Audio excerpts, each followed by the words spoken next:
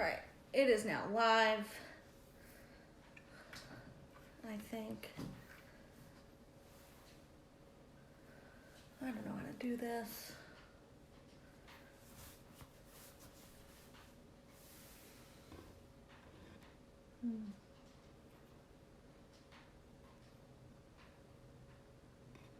Okay, so it is 4:32, and I'm going to get this Facebook Live started. I just wanted to preface by saying I know that the coronavirus is affecting different people in a whole lot of different ways, and I am not here to provide tangible solutions. Whether you are a server and you are currently not able to make tips, whether you are working in a school and you're home, or you're quarantined with kids, I absolutely do not have any solutions on a tangible financial basis. I'm here solely to answer some questions, provide some coping skills and tools, and hopefully help anyone and also show you all that there's a community of people that are in this together, even from home. So far we have 3 people watching, which is great. Hi, Susie. Hi, Eddie. And hi, Mr. Bright, my high school teacher from high school. And I wanted to talk about some of the ways that we can get grounded and feel a semblance of peace and feel okay during this time. So far, just with the people that are currently in here, where are you? Are you quarantined? Are you self-quarantined? Are you home? Are you with kids? What's going on? Let's get some participation so I can just get a feel for where you're all at. So you can type now.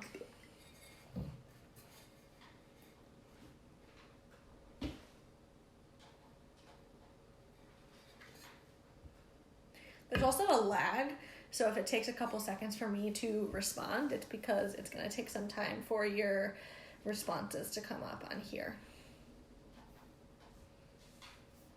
If you're typing anything. All right, in Connecticut with my family, they're home from work and school, but I'm still working. So that is one person. Home trying to stay a distance from others when I can. So social distancing. And a lot of times, this can be something that feels really normal. I mean, for me, I'm an introverted extrovert, which means I do well in social situations, but I prefer being by myself or home or with a dog. I prefer being a homebody. It's just what I like. So this is actually really comfortable for me in terms of day-to-day life stuff. But for some people who are extroverted and really thrive off of connection and social interaction, this is a really difficult time. And there's also the people that are home with their kids. And I personally don't have kids, and I don't know what that's like, but it can be really easy to lose yourself and feel like your whole life and world is about keeping the little ones occupied or engaged. So there's also people who are working from home. I am working from home, providing teletherapy.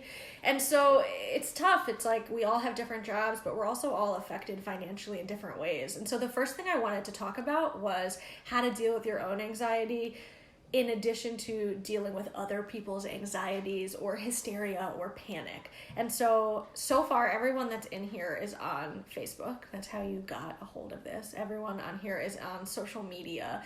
And one thing that I've been hearing a lot about is people's frustrations with how other people are handling this. Whether it's people who are going out to bars and posting about it, or, standing in long lines and not practicing social distancing. Or there's people who feel as though this really isn't a big deal at all and everyone needs to just calm down. And so I really wanted to address having empathy and compassion for other people while also creating space to have empathy and compassion for ourselves. So I personally, I've been sick for the last couple of days. I'm not immunocompromised. I do not have the coronavirus. I do not have the flu. I had tonsillitis and a bad cold. And so I'm really privileged here. But just because I am healthy and young does not mean that I should be going and putting other people at risk who are immunocompromised. And so what I've been seeing on social media are a lot of opinions, and a lot of those opinions have very little love and tolerance and patience and compassion for other people. And so if you're scrolling through social media and you are looking at people's opinions, it's just like during an election or during any other kind of experience, although this pandemic is unprecedented, especially with social media. it's really difficult sometimes to be bombarded with different people's opinions, especially when we may view those opinions as completely incorrect or ignorant. And I know for me, one thing that I really struggle with is these are sweatpants. One thing that I really struggle with is maintaining a sense of sanity when I'm looking at people's posts that I think are just ridiculous. And so one really helpful hint amidst this time is to allot some time off of social media. And I know a lot of different websites, Instagram accounts, Facebook accounts have been saying that, but it's true. If we give ourselves permission to just put the phone down for a period of time, it can be like a breath of fresh air. I know for me, because I want to get information, which I do via social media, I want to stay connected with people, even though it feels really disconnecting when you're just watching people's highlight reels on social media. I'm also just curious to see how people are responding, but the more that I scroll on social media, the more I can feel myself losing patience, love, tolerance, compassion, and sanity. And instead of just blocking people left and right, I keep looking. It's like a train wreck that I don't want to look away from. And I don't know about you, but that does not help my mental health. So pausing on that for a minute and just reading some comments. First of all, hi, welcome to the new people that are here. So here's a comment. I feel guilt and anxiety about having to work and potentially bringing home the illness to my family. So that is so valid. And there's a lot of different aspects and areas where guilt has been coming up. My significant other, who's sitting on the couch, is now watching. Hi, thank you for supporting this. It's really great. Ugh. And so that guilt can be, for me, it's almost like privilege shame. Like I feel guilty that I don't really have to worry about this for me and my health, that I have groceries in the fridge, that I have a job that I can that I can do online. Like I'm providing teletherapy for people who need therapy. And I feel almost guilty that I get to do that while so many people don't get to do that. And so someone in this thread, Mr. Bright, said that he feels guilty that he has to work and then potentially bring this home. And it's scary. And it's scary because we don't know a lot about this. And it's finding that balance between let me show up and be a responsible employee, but let me also not put myself or others at risk. And just like I started at the beginning of this Facebook Live, I don't think there's a finite solution. I'm not going to sit here and tell anyone what I think they should do. Side note, that's not what therapy is. For those of you that are interested in therapy and haven't tried it, it's not about someone, and some therapists might do this. I personally disagree with that wholeheartedly, but therapy is not about someone sitting back and telling you, hey, this is what you should do. It's about asking questions, guiding you, helping you to get to that truth in you, and also just providing a space where you can talk about it, where you can say, I feel really guilty that I have to work. I feel really guilty that my family is home. I feel guilty that I don't have to work, and some people are struggling for money, etc., and navigating all of those emotions. And so, Mr. Bright, in terms of that feeling of guilt, my biggest recommendation, and again, not advice per se, but recommendation, and I know this works well for me, is talking about it, is processing it, is realizing that all of your feelings are valid. And this goes for so many different areas of life, is that your feelings are valid. And the way that you're responding to this makes sense based on how you were raised, what you've gone through, the level of resilience you have, which can be an organic or kind of environmental thing. There's no wrong way to be reacting emotionally. Just like with grief, I think a lot of times we'll inadvertently compare our grieving process to other people's, and we use that as a gauge to say, am I doing this right? And the reality is regarding how this is affecting you. Just like in terms of other big things that have happened this year, in terms of the impeachment, in terms of Kobe Bryant and his daughter's death, right? Whether things completely just bounce right off of you and have no effect on you, or they keep you up at night because you can't stop thinking about it, there's no wrong answer here, but it's about creating space to feel what you're feeling. Okay, give me a second to drink some coffee. Water. Okay, you should see how heated my home group's group text is getting regarding the fate of tonight's meeting. So, if you are in a 12-step program, oh man, I have opinions. That's a tough one. Yeah, people are going to have different opinions on things. The cool thing is, if you're in a 12-step program, there's a ton of resources, online meetings, dial-in meetings, literature, speaker tapes. And again, kind of this is a side note for people that are in recovery. You know what? This is my Facebook Live. I'm going to talk about my opinion. Meeting makers make it is such BS. Meeting makers make meetings. What are you doing the other 23 hours of the day? And so if you cannot go to 12-step meetings and you are struggling, reach out, call someone, start to practice the other steps. I mean, none of the steps actually have to do with going to meetings, but connection is huge, right? I believe the opposite of addiction is not abstinence, it is connection. And so how are you connecting with yourself, with others, and with whatever it is that you believe in? And that's what I think is really important. In the state of Maryland, we have been strongly encouraged to not have any social gatherings that are more than 50 people. So I personally believe that it is completely irresponsible on so many levels to be having large 12-step meetings. That is just my opinion. I am not a spokesperson for any 12-step organization. I just happen to be in one. But anyway, that's how I feel about that.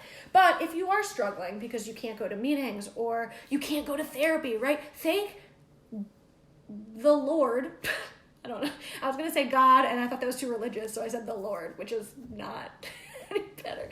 Thank the universe that we live in a time that we have so many accessible means of connecting with each other. Like, that's awesome. And so whether it's therapy, 12 steps, family, right? FaceTime. If you are an extrovert and you are quarantined at home alone and you feel like you're going crazy, reach out to people. If you're the type of person that says things like, I don't do well asking for help, this is a really good opportunity to start changing your behaviors. I have seen so many things online, and it's one of the reasons I wanted to do this Facebook Live. I saw Brene Brown, my hero, do an Instagram Live, and it was like, God, that's really cool. I saw a church service do something live. I'm Jewish, but that's cool, And there's a lot of different opportunities. We can sit back and scroll on social media, and we can look at memes until we're dying inside, or we can actually start to prioritize our mental health, emotional health, and physical health.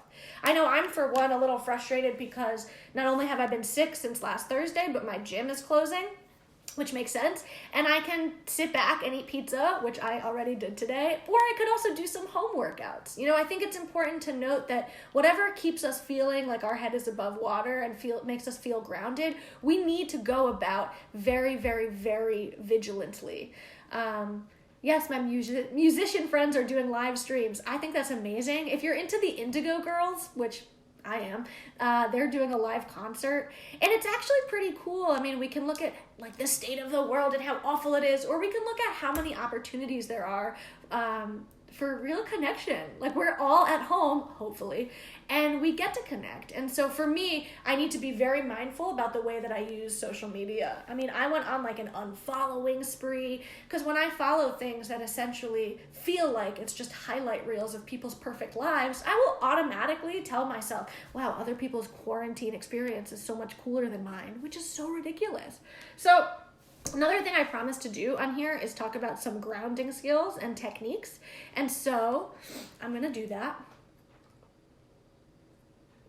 Facebook Live is hard because I know that there's people watching live right now, and I know there's people that are going to watch later. And some of you are actively participating, and some of you are just watching, and it's hard to just fill the time and talk about things. It's very weird, but I'm going to keep doing it. So, grounding skills. So here are the things that I find really, really helpful. One is guided meditation. So if you are not a fan of meditation, or you're the kind of person that tells yourself, oh, like, I'm just not good at it because I can't clear my mind, welcome to the club. Very few people can just sit down and clear their minds. That's also not the purpose of meditation. Meditation and mindfulness is about non-judgmental awareness. And so there's an app that I find amazing, and it's called Calm, like I'm so calm. The Calm app, and they have breathing exercises, they have guided meditations, and they are phenomenal. They have sequences like 21 days of calm, or 7 days of relationship with self series, or relationship with others series, or being calm at work, like things that I find super relatable and helpful. I absolutely love the Calm app. So that's something that's really helpful for me. Another thing that can be very helpful is to just pause and notice how you're feeling. And I don't mean emotionally, I mean physically. So everyone that's watching right now, pause and start to get in touch with your physical body. Are your shoulders hunched like this? Are you kind of bent over? Is there a way for you to pull your shoulders down your back and straighten your spine? Is your brow furrowed like this? You know, is your jaw clenched? I think it's so important, even if you do like a big stretch, to just kind of relieve some of the stress, because we hold on to stress and trauma and emotions in our body, on our bodies. And so everyone just notice, where can you release some tension? I'm a really big fan of progressive muscle relaxation, where you tighten a part of you and then let go. So start with your hands, your face, your feet, etc. Or you just focus on a part of your body. So focusing on the crown of your head. And again, there's really great guided meditations on YouTube too. I mean, YouTube, you can look up literally anything. David just said ASMR videos, which are phenomenal if you're into that, or they're really creepy and weird. It's totally up to you. Let's see what Jess said. I love what you said about comparing your quarantine experience to others, thinking about deactivating my Facebook for a few weeks. So yeah, whatever works for you. I have gone through periods of time where I've deactivated social media completely. And what I do now is I try to bring a more mindful awareness to it, which for me is way harder. And I slip into it. I slip into using it obsessively, and then how can I slow down? And there's been periods of time where I have deleted the apps off my phone, but I've kept my accounts. Or I've deleted the apps off my phone but kept Facebook Messenger, because I'd always say, like, what if someone needs me? Like, what an interesting thing. But really being mindful of that tendency to compare. And so there's ASMR videos, there's mindfulness videos. Another really helpful grounding technique is, again, wherever you are, wherever you're watching this, put both your feet on the ground. Mine don't actually reach right now, but put both your feet on the ground and just feel them there. Feel your feet on the ground. There's a really great anxiety coping skill, trauma coping skill, if you start to dissociate, that has to do with senses, right? And putting both your feet on the ground, maybe putting both your hands on your thighs and taking a deep breath through your nose to the count of 4. Holding for the count of 4. And breathing out on the count of 4. It's really hard to do while I'm talking. And it's a box breath. So you breathe in to the count of 4, hold it to the count of 4, out to the count of 4, hold it to the count of 4. And what that's doing is, without your permission, right? We don't need to think our way through this. It's a physical response where we're going to slow down, I believe, our sympathetic nervous system. Sympathetic nervous system, yeah. And so start with the breath. If you start to feel anxious and overwhelmed, start with the breath. Grounding, right? What helps you to feel grounding? I like to think of it as an anchor. Like, what is anchoring me? Journaling is really helpful, especially if you're home. And again, these are things I'm sure, like, if you go to Google and type best tips to combat anxiety, these will come up. But it's wild how helpful it actually is. And I'm a really big fan of bullet journals. And with bullet journals, you don't have to write full sentences like, Dear Diary, day 2 of quarantine. I'm home chilling and it's wild. You can just bullet. How am I feeling today? Like, feel stir crazy, feeling really guilty that I don't have to leave my house and I can still work from home. And some people don't have that opportunity. You know, getting a little worried about my immunocompromised family members, etc. And just really start to bullet point how you're feeling, where you're at. And then you can even start to separate it into different subjects, like goals. Like, what's my goal? I have all this time at home now. Maybe I should read a freaking book, right? Like, what are the things I want to do? Are there movies I want to watch, etc.? This ring light is really bright. Hold, please. Yeah, okay, we're gonna leave that off. This lighting's bad. God. So, oh, hey. All right. So far, hold on. I'm gonna switch this lighting. I really don't like this.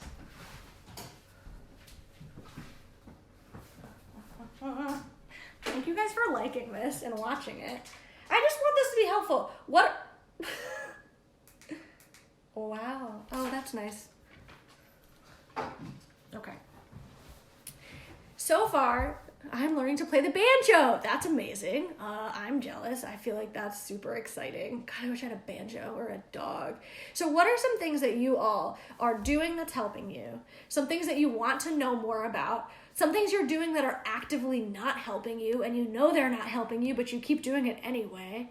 And we're just, where are your heads at, right? How often have you been checking, I can't come over, I'm self-quarantining. But you do live really close. So I might come over. No, I probably won't. You know, what are some things that you have questions about? As you type, which I hope you will, I'm going to talk more about just certain coping skills. So again, just noticing, you know, where is your head at? Are you experiencing FOMO? As ridiculous as that sounds, are you experiencing fear of missing out because some people are quarantined together or some people are at work together? My sound isn't working, but just stop by to support the GOAT. Thank you so much, Michael Kessler. That is really nice. Team Kessler, you guys watching me. So more grounding tools and skills and things. So we talked about meditation. We talked about physical grounding, noticing senses. Hi, Kesslers. Noticing what's going on in your body. For me, when I experience anxiety, no FOMO. Good job. Same. When I experience anxiety, I feel it on my chest and in my stomach. And it's worth kind of asking yourself, if this feeling could talk, what would it be saying? For me, like I said, there's a lot of what I like to call privilege shame. Like, I feel guilty that I'm okay. You know, I feel guilty that I'm probably going to be okay. And there's a lot of people that aren't. And so really struggling with, well, how do I stay in the know but not shame myself for something that's not necessarily my fault? How do I stay helpful? You know, Michael Kessler is pressing the like button so many times.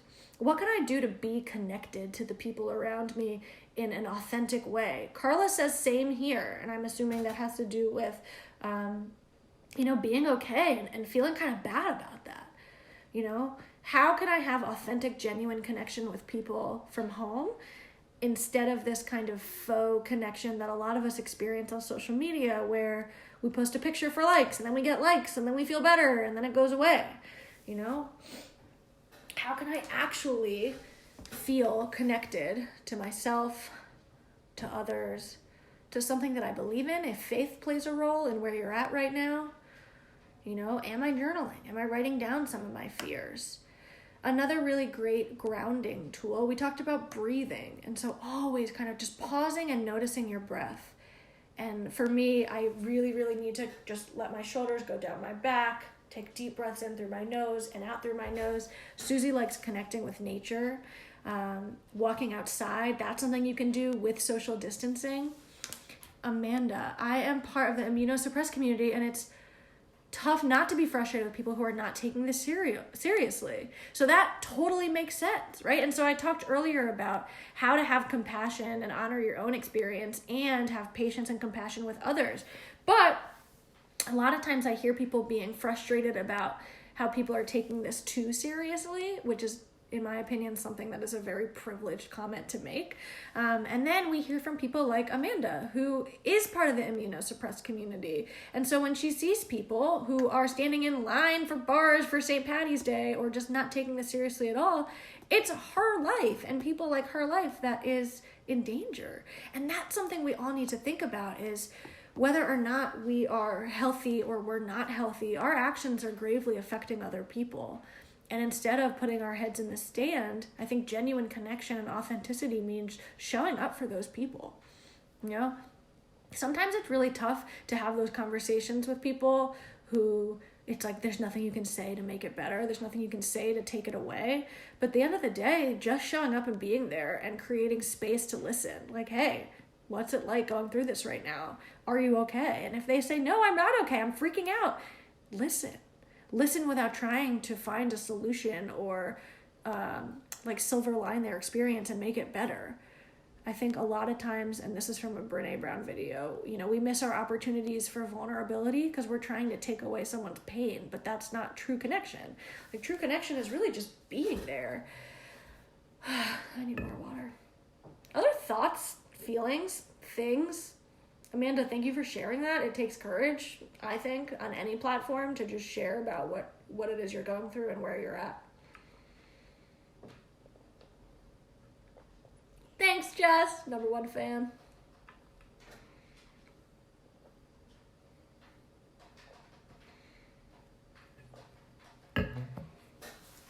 If everyone watching right now were to just pause and take a deep breath in through your nose for the count of 4.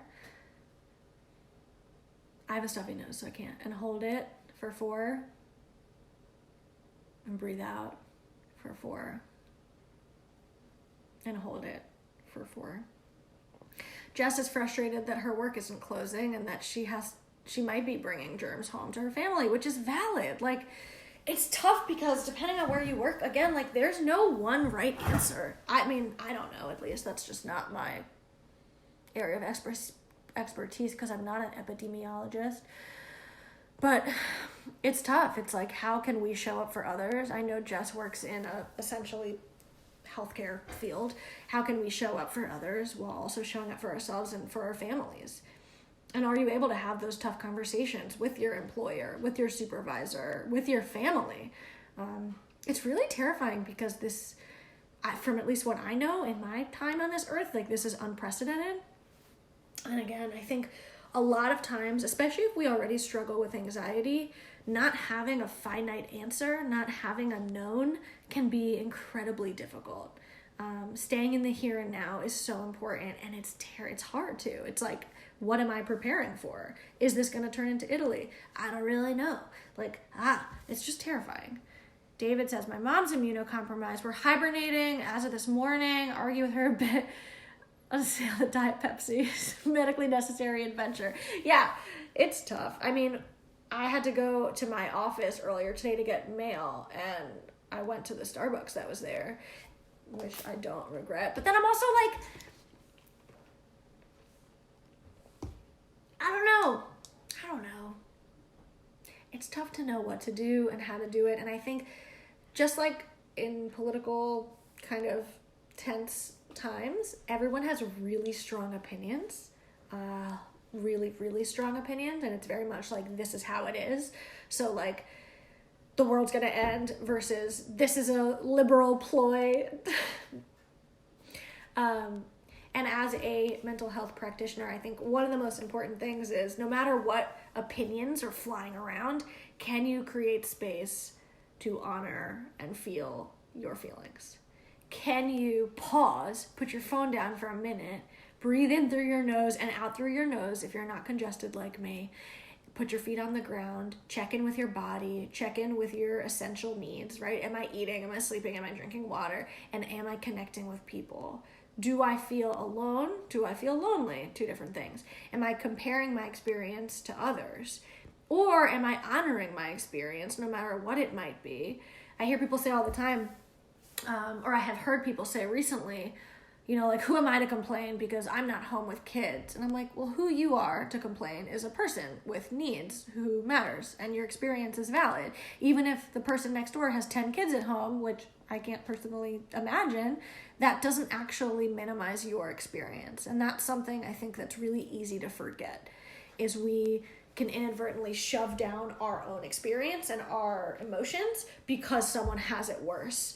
And that's true. Many people may have it worse and many people may have it better, but all you have is your experience. And I think it takes a lot of courage and resilience and to acknowledge your experience or to reach out and ask for help and say, I'm not okay. I keep telling my clients who are, willing to do teletherapy, which is uncomfortable for a lot of people because video chatting is weird. This is awesome. Like, you're not jeopardizing or sacrificing or leveling your needs. You're still following through with the things that you need to do, and I think that's really important. Any other thoughts? We got 8 people watching right now, which is cool.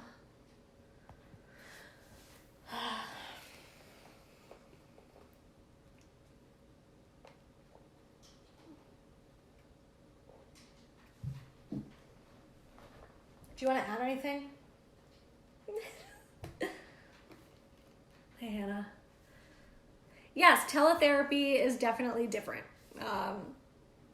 It's different. I mean, I think one of the benefits of therapy is being able to sit in person with your therapist, because there's so much to be said for nonverbals. Again, the space that we take up or don't take up, how we're sitting, what we're doing with our bodies. And so teletherapy, which essentially is just this, is a little less personal. But at the end of the day, creating space to allow yourself to process is really important. Thanks, Amanda, and thanks, Jess. You guys are great. Ooh, how often should we meditate or try the breathing exercises? So I recommend kind of doing it PRN, right? Like as needed.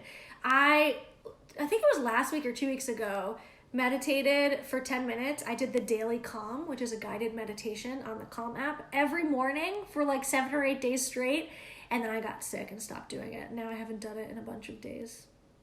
And it's wild how much of a difference it makes in my day, because meditation is all about sitting and noticing. That's it. Non-judgmental awareness, noticing what comes up. I would highly recommend, especially if you're home all day, not doing anything, or maybe working from home, if you can, like try to meditate more than once a day. If you've never done it before, try guided meditation. If you're struggling with resenting literally everyone and how the world is handling this, I'm not projecting at all, I would try metta meditations. For those of you that are unfamiliar, metta meditation is the practice of essentially spreading loving kindness to others. And so a really great guided you know what? I'm actually just going to talk you through it. I'm just going to do it right now.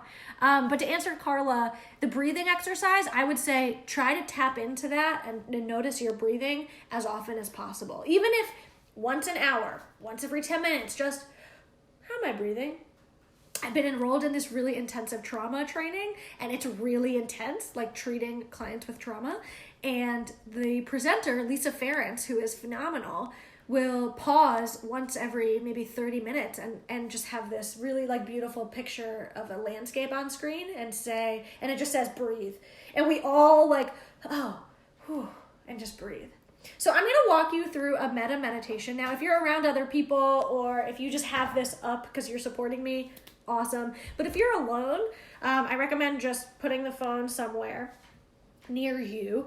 And I'm going to walk you through a metta meditation. And I'm going to actually close my eyes too, because it makes it a lot easier to do it. So I'm going to do that. Let me know after if you did it. And if this is something you're not ever going to do or you can't do right now, you can always pull up this video and come back to it another time. So I'm still really congested. So metta meditations. Oh. So I would like you to close your eyes. I can't see you anyway, so I don't know why you would keep your eyes open, unless you want to watch me close my eyes, which is awkward, but that's fine. So, thank you, I will. All right, so close your eyes, and I want you to put both feet on the ground, unless you're sitting cross-legged. And make your spine pretty straight, good posture. Lift your shoulders up. You can watch me for this part. Lift your shoulders up and pull them down your back. And you can put your hands crossed like this, or you can just put them in your lap or on your thighs, whatever's most comfortable for you. And take a deep breath through your nose.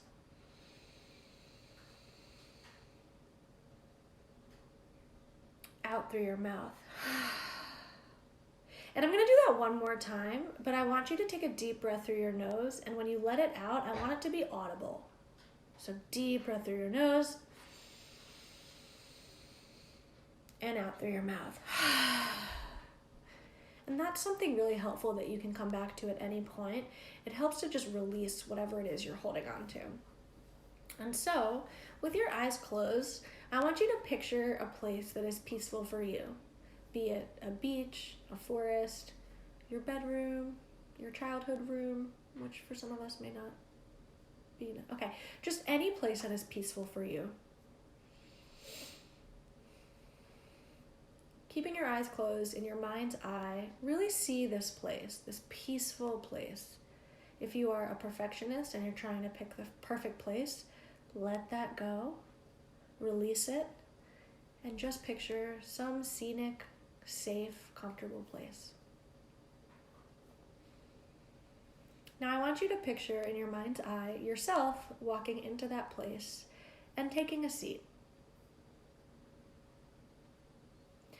I want you to see what you look like, what you're wearing. There's no wrong picture here. But really see yourself in that safe, peaceful place, sitting down on the ground, on a chair, on a bed, whatever is comfortable for you. Take a deep breath through your nose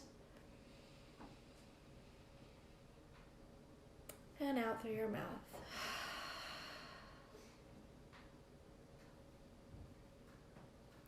In your mind's eye, I want you to picture someone currently alive or who has since passed that you have strong positive feelings for.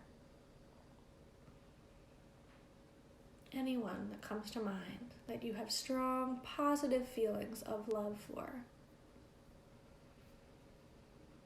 And I want you to picture this person coming into that safe space and walking towards you and sitting down across from you.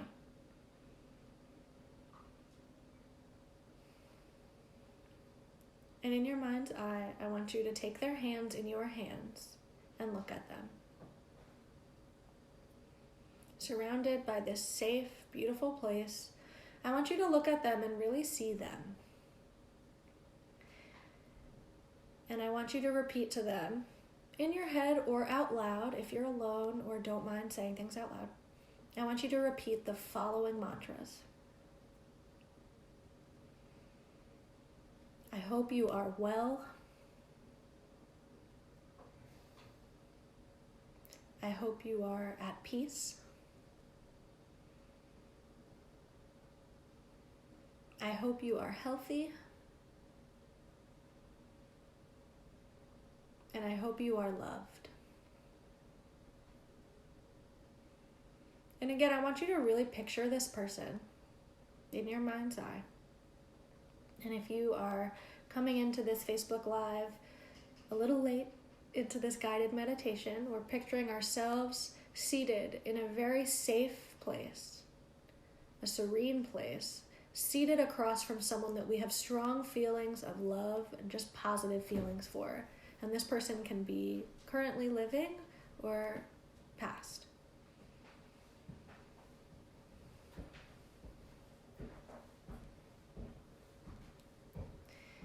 And once again, I want you to repeat in your mind's eye or out loud, I hope you are well.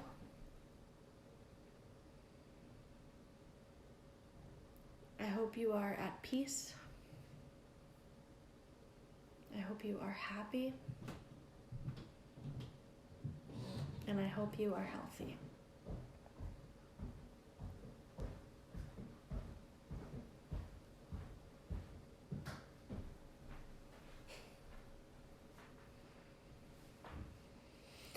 Now I want you to picture that person that you have strong feelings of love and just positivity towards. I want you to picture them standing up and walking away out of your safe place. And I want you to really feel that feeling that's left there. Take a deep breath in through your nose and out through your mouth.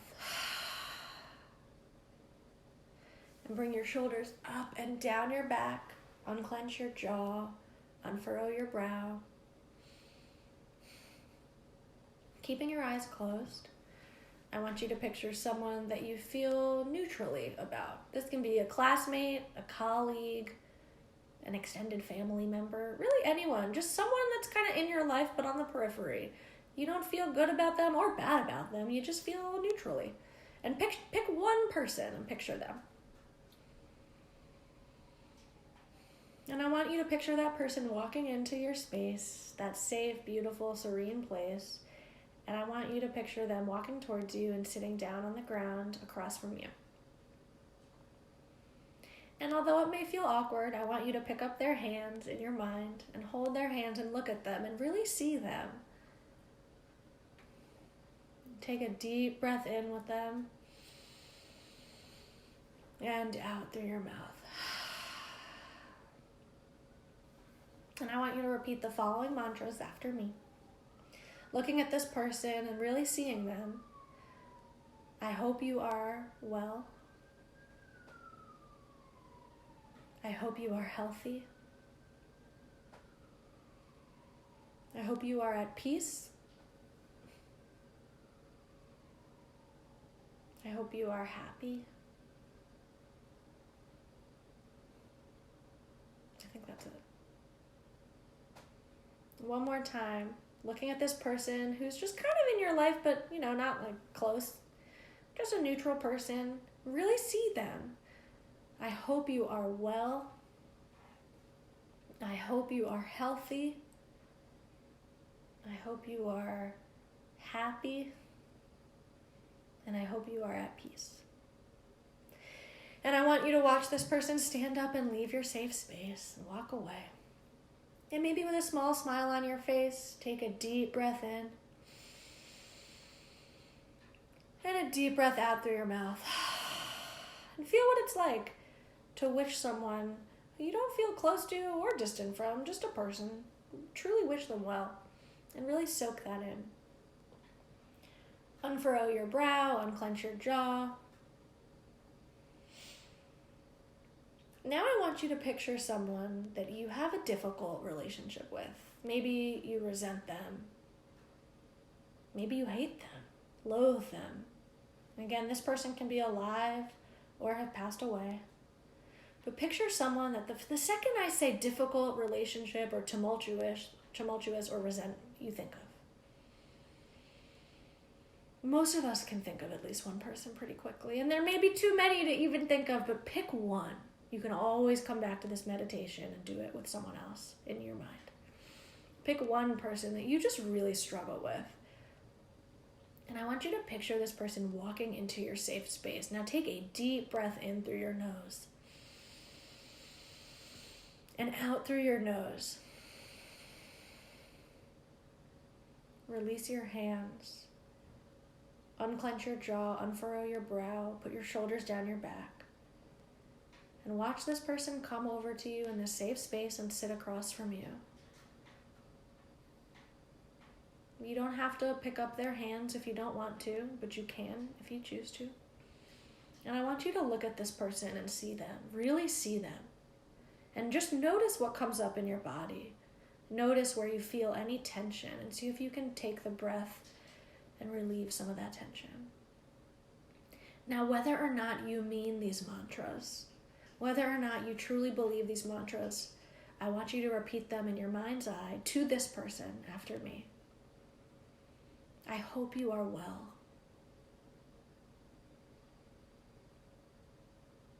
I hope you are happy. I hope you are healthy and stay healthy. I hope you are at peace. Take a deep breath in. Out through your mouth. And really see this person. I hope you are well.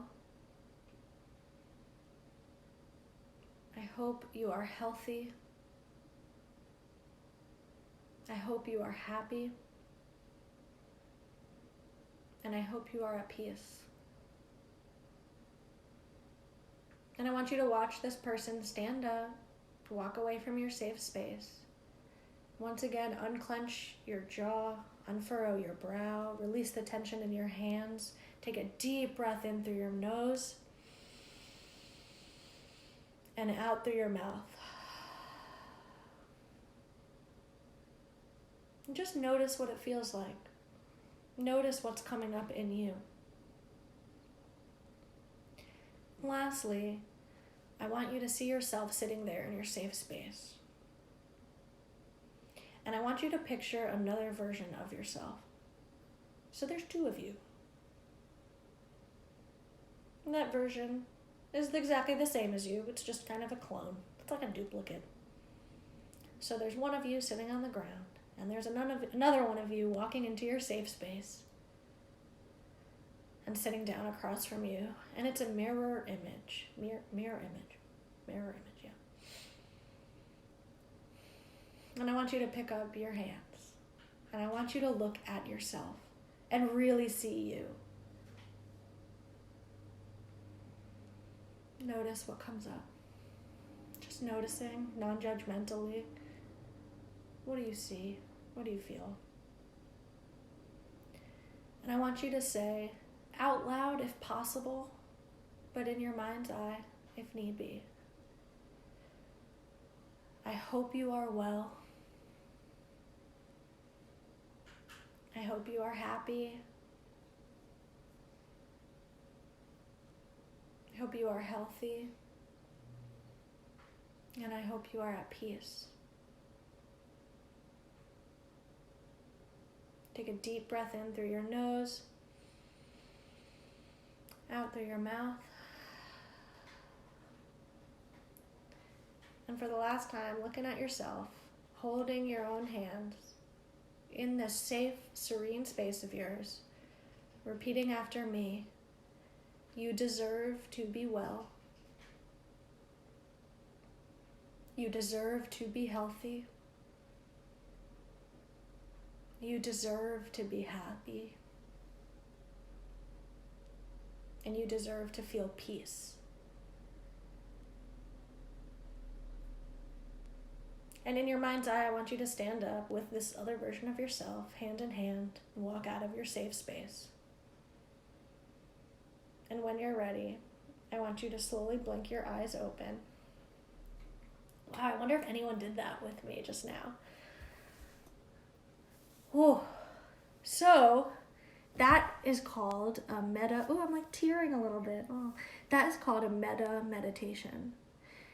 And the purpose, like I said before, is to spread loving kindness to others, but also to yourself. And there's a whole lot of different kinds of meditations like that. If you just look up on the internet, metta meditation, it's essentially wishing, hoping, spreading loving kindness to yourself and others. And I know for me, the first time I ever did that, I think I cried. It was difficult for me to think of someone that I have a difficult relationship with, but it was more difficult for me to think of myself. And that was really illuminating to where I was in terms of my own self-worth. Like to look at myself in my mind's eye and say to myself, okay, I deserve love and belonging and happiness and health. And it was easier to do the person I hated at the time than it was to do it to myself. And it brought up a lot of emotion. And so, you know, if you're quarantined, if you're at home, if you're like, the possibilities are endless in terms of exploring your relationship with yourself, exploring your relationship with, you know, your self-worth, your self-esteem, your body image. I mean, we can spend the next however many days hiding in social media and promoting images of ourselves that we don't actually believe in, or we can really ground down and do some self-exploration. Any thoughts on the metta meditation and any kind of, thoughts, feelings, imprints per se? I'm really congested, so the whole breathing in through your nose, out through your nose thing was really difficult, and so I kept doing in through your nose, out through your mouth. You're welcome. I know for me, metta meditation and mindfulness and just these kinds of practices have been pretty life-changing, even though I don't practice them in a formal seated way every day. I think pausing and kind of checking myself on, like, why am I still filled with rage? Like, where is this coming from? And like, do I hate myself right now? And Jess, I'm really glad that you loved it. I know I did it in a group counseling session. I think that you were in once when you were shadowing me. I absolutely love taking people in person in real time through metta meditations. It's usually not as rushed, and it can get really, it's pretty cool to feel the energy of the whole room just like in it. And even, I mean, doing it in front of a screen with my boyfriend on the couch, like, I got really into it and was just like in it. Susie, I'm really, really glad that it was powerful for you. It's very vulnerable, allowing yourself to do it and then also guiding others. It's very weird. My face is red because I was like in it.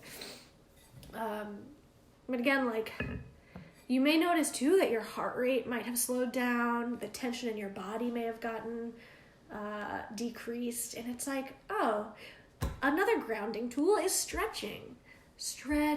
Do at-home yoga, journal, breathe, go outside, all of those things that I know a lot of websites say to do, they really do work. They really do work. So I'm going to sign off in a few minutes. I have a couple more clients this evening for teletherapy. I hope this was helpful, and I hope at the very least it also just illuminated that everyone's experience is valid. No one is more right or more wrong. If you're at home wondering how you should be feeling, there's no shoulds here. Try to stop shitting on yourself. I feel like I'm just getting sicker as this Facebook Live goes on, or more congested. I don't know why, but I am.